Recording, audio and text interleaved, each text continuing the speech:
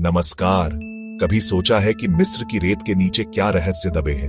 हम pyramid, mummy, सुनहरे खजानों के बारे में सोचते हैं, लेकिन क्या होगा अगर मैं आपको बताऊं कि सबसे बड़े रहस्यों में से एक रंग था। एक ऐसा रंग जो इतना शानदार, इतना दिव्य था कि वह आकाश और नील नदी के सार को समेटे हुए था। यह सिर्फ कोई नीला रंग नहीं है, यह है इजिप्शियन ब्लू। हजारों सालों तक इसने फराओ के मकबरों, रानियों के मुकुट और देवताओं की मूर्तियों को सजाया। फिर पूफ, यह गायब हो गया।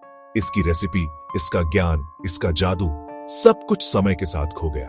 यह एक भूत बन गया। इतिहास की किताबों में एक फुसफुसाहट, एक पहेली जिसने सदियों तक इतिहासकारों और वैज्ञानिकों को हैरान कर दिया। इतनी महत्वपूर्ण सभ्यता के लिए इतनी केंद्रीय कोई चीज अचानक कैसे गायब हो सकती है? यह उस खोए हुए नीले रंग की कहानी है। इसे खोजने की खोज सिर्फ रंगों को मिलाने के बारे में नहीं थी।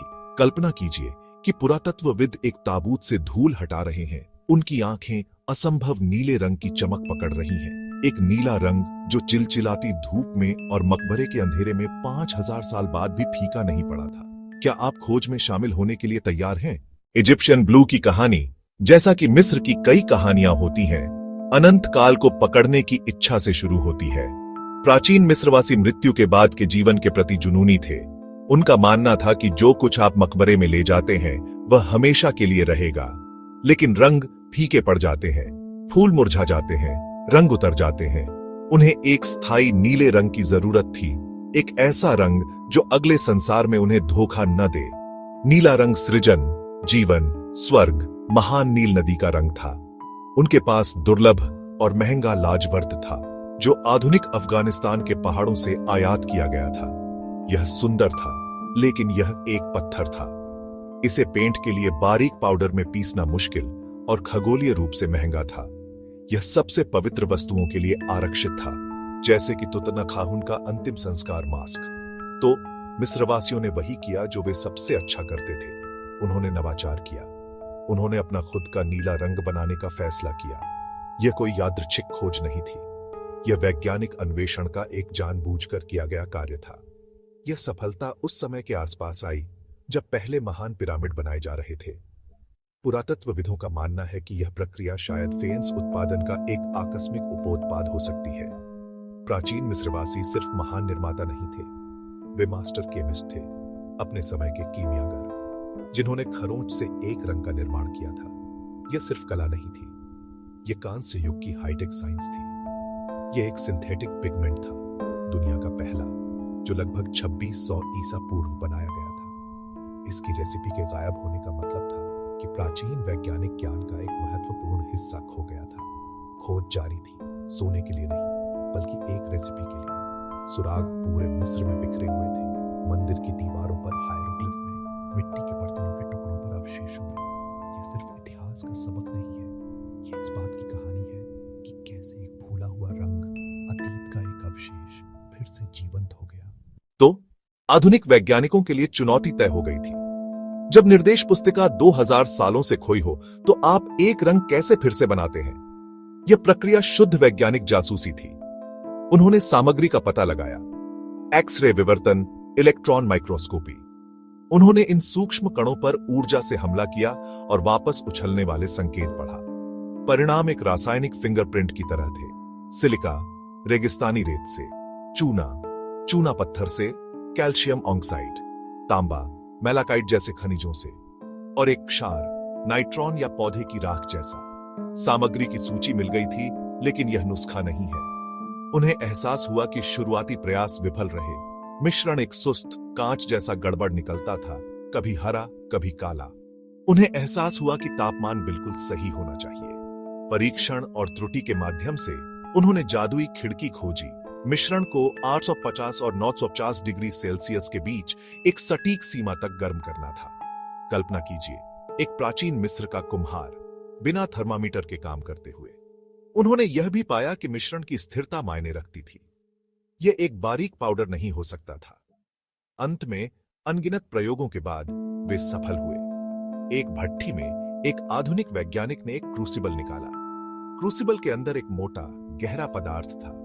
जब उन्होंने इसे पीसा तो इजिप्शियन ब्लू का जीवंत रंग प्रकट हुआ। उन्होंने एक 5000 साल पुरानी तकनीक को पुनर्जीवित कर दिया था। रहस्य सुलझ गया था। आधुनिक विज्ञान से प्राचीन जादू फिर जिंदा। प्राचीन मिस्र में इजिप्शियन ब्लू सिर्फ एक सुंदर रंग से कहीं ज्यादा था। यह प्रतीकवाद और शक्ति से भरा हुआ था। रेगिस्तान के पीले, नदी के किनारे के हरे रंगों से भरे परिदृश्य में नीला रंग दिव्य और अनंत का रंग था। यह आकाश का प्रतिनिधित्व करता था। होरस, रा का। यह नील नदी का भी प्रतीक था, जो सभी जीवन का स्रोत है, जिसकी वार्षिक बाढ़ भूमि में उर्वरता लाती थी। जब एक फराव को नीले मुकुट या नीली दाढ़ी के साथ चित्रित किया जाता था, यह एक बयान था। यह उसकी दिव्यता, स्वर्ग से उसके संबंध और जीवनदायी जल पर उसकी शक्ति को दर्शाता था। यह रंग का उपयोग करना सृजन की शक्तियों को ही आह्वान करना था। रंग का महत्व समाज, कला और धर्म के हर स्तर पर व्याप्त था। इसका उपयोग मकबरों की छतों को रात के आकाश जैसा दिखाने के लिए किया जाता था, जिससे मृतक की परलोक यात्रा के लिए एक स्वर्गीय चंदवा बन जाती थी। देवताओं की मूर्तियों को अक्सर नीले विग और गहनों से सजाया जाता था। एक नीला गोबर बीटल पहनने वाला व्यक्ति सिर्फ गहने का एक टुकड़ा नहीं पहन रहा था, वे आकाश का एक टुकड़ा ले जा रहे थे। धर्म से परे इजिप्शियन ब्लू एक स्टेटस सिंबल था। इसके उत्पादन के लिए कुशल कारीगरों और विशेष कार्यशालाओं की आवश्यकता होती थी। अक्सर मंदिर या फराव के दरबार के संरक्षण में यह एक लग्जरी कार या नवीनतम स्मार्टफोन का मालिक होने के प्राचीन समकक्ष था। इजिप्शियन ब्लू का निर्माण उन्हें दुनिया के पहले झात रासायनिक इंजीनियरों के रूप में चिह्नित करता है। वे समझते थे कि एक नियंत्रित वातावरण में कुछ खनिजों पर गर्मी लगाने से वे वांछनीय गुणों वाली पूरी तरह से नई चीज बना सकते थे। यह वैज्ञानिक मानसिकता वही भावना है जिसने पिरामिडों का निर्माण किया और चिकित्सा और खगोल विज्ञान की जटिल प्रणालियों का विकास किया। जब हमने सोचा कि इजिप्शियन ब्लू की कहानी पूरी हो गई है, तो वैज्ञानिकों ने इस पिगमेंट में छिपा एक और रहस्य खोजा। इस प्राचीन रंग में एक भविष्यवादी चाल थी। 2000 के दशक में पिगमेंट की जांच कर रहे शोधकर्ता यह जानकर हैरान रह गए कि जब आप इस पर दृश्य प्रकाश डालते हैं, तो इजिप्शियन ब्लू शक्तिशाली इंफ्रारेड विकिरण उत्सर्जित करता है। आप इस चमक को नंगी आंखों से नहीं देख सकते, लेकिन विशेष कैमरों से पिगमेंट क्रिसमस ट्री की तरह चमकता है। यह गुण अविश्वसनीय रूप से मजबूत और स्थिर है। आधुनिक सुरक्षा स्याही में इस प्राचीन पिगमेंट का उपयोग करने की कल्पना करें। आप एक दस्तावेज या बैंक नोट पर एक निशान प्रिंट कर सकते हैं जो आंख को पूरी तरह से अदृश्य है, लेकिन जो एक इंफ्रारेड स्कैनर के तहत चमक उठेगा। क्योंकि पिगमेंट इतना स्थिर और गैर विषाक्त है, इसे बायोमेडिकल इमेजिंग के लिए खोजा जा रहा है। इजिप्शियन ब्लू के छोटे कणों को विशिष्ट कोशिकाओं जैसे कैंसर कोशिकाओं को टैग करने के लिए शरीर में इंजेक्ट किया जा सकता है। डॉक्टर तब एक इंफ्रारेड स्कैनर का उपयोग यह देखने के लिए कर सकते हैं कि ये कोशिकाएं ठीक कहां हैं। यह बहुत अधिक सटीक निदान और लक्षित उपचारों की अनुमति देगा। इस अप्रत्याशित गुण ने इतिहासकारों को एक नई महाशक्ति भी दी है। वे अब इंफ्रारेड कैमरों से कलाकृतियों, दीवारों और मूर्तियों को स्कैन कर सकते हैं। भले ही नीला रंग इतना फीका पड़ गया हो कि वह अदृश्य हो गया हो, पिगमेंट की इंफ्रारेड चमक बनी रहती है। अतीत शाब्दिक रूप से चिकित्सा के भविष्य को रोशन कर रहा है। वही सामग्री जिसने किंग टट के मकबरे को सजाया था, जल्द ही आपके पैसे और आपकी पहचान की रक्षा कर सकती है। एक प्राचीन तकनीक स्थायित्व की इच्छा से पैदा हुई ने हमें अपने रचनाकारों को पहले से कहीं बेहतर देखने और समझने का एक नया तरीका दिया है। तो हम यहां हैं अपनी यात्रा के अंत में। हमने एक फराव की अंधेरी, शांत कब्र में शुरुआत की, जो उन रंगों से घिरी हुई थी जो अनंत काल तक चलने वाले थे। हमने साम्राज्यों के उदय और पतन के माध्यम से यात्रा की, यह देखते हुए कि कैसे ज्ञान का एक शानदार टुकड़ा दुनिया से खो गया। हम अपनी लैब में आधुनिक वैज्ञानिकों के साथ खड़े थे, भट्टी की गर्मी महसूस कर रहे थे, क्योंकि उन्होंने सावधानी से इतिहास को फिर से पकाया, एक मृत रंग को वापस जीवन में लाने की कोशिश कर रहे थे।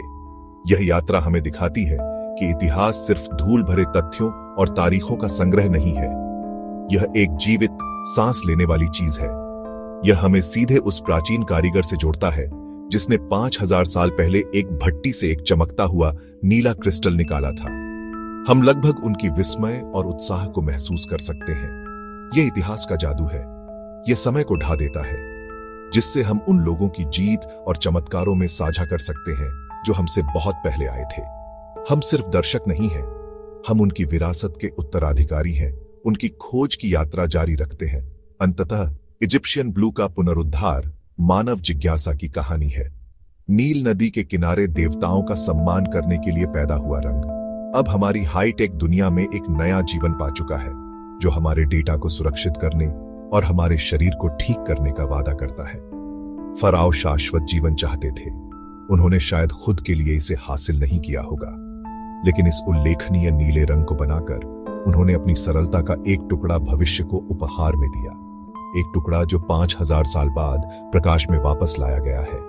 नीला रंग मरा नहीं है, यह बस सो रहा था।